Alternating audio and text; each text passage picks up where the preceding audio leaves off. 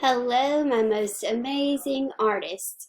All right, today we're going to take our bunny and our bird drawings that we did last week, and we are going to add them to the collage background that we created last week. So what you're going to do is pick your favorite, if you just did one or the other, or maybe you did both, and you're just going to first start by cutting them out. All right, and so you don't have to watch me cut this whole thing. I'm going to go ahead and pause the video real quick. Guys, so I cut out my bird and my bunny drawing, and I have my collage background.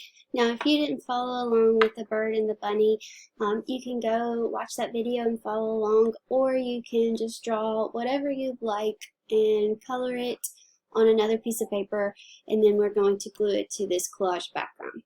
Now, remember, a collage is a bunch of different things glued together.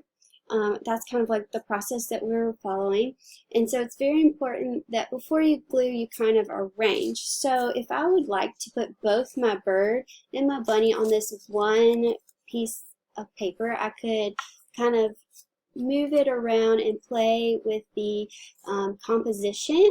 The composition is the layout of the piece. Or I could decide if I just want to do one picture or the other. I think I kind of like just the bunny rabbit. So I'm going to go with just the bunny. I'm going to save my bird because I can always glue him to another piece of paper or another collage background later. So I'm just going to move him to the side. I've got my bunny, and I cut him out with some scissors. I'm going to use some Elmer's glue glue. Now, if you have a glue stick, that would be amazing for this project. However, I do not have a glue stick with me, so I'm just using the supplies that I have available to me at home. Alright, so since I'm using the liquid glue, I just put it around the edge, and I'm kind of just going back around, just trying to flatten out that glue so it doesn't make a big blob on the picture. Alright, so now I'm going to flip it over, and I'm going to glue it down to my picture and make sure to rub it down really good, and I'm going to flip it over, give that paper a massage to make sure that the bunny joins the collage background really well. And there we have it.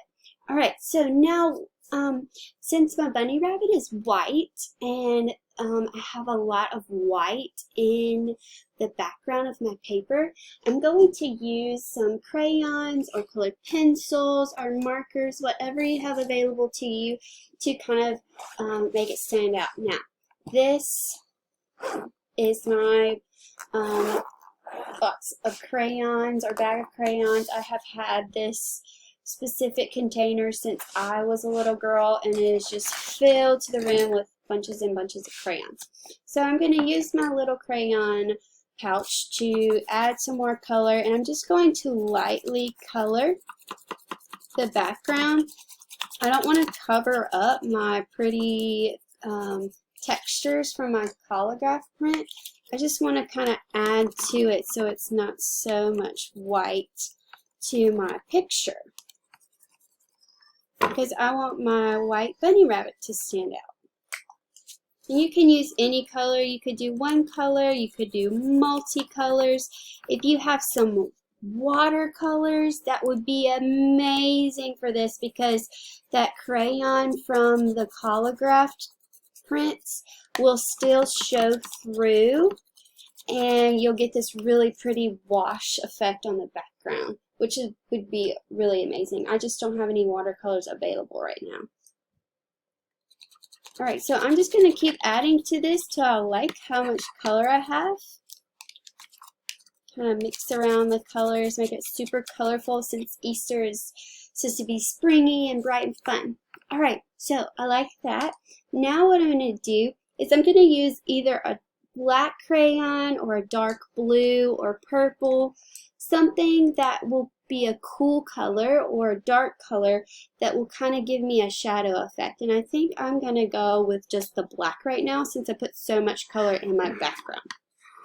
So what I'm going to do is I'm going to do a shadow around the bunny so he really pops out from the background. So I'm just going to lightly color right around the outside of the bunny, kind of like making an outline, but I'm not making a perfect line. I'm just kind of sketching or shading lightly around with my crayon to give that nice shadow effect for my bunny rabbit. And that's really going to help him or her stand out against the paper.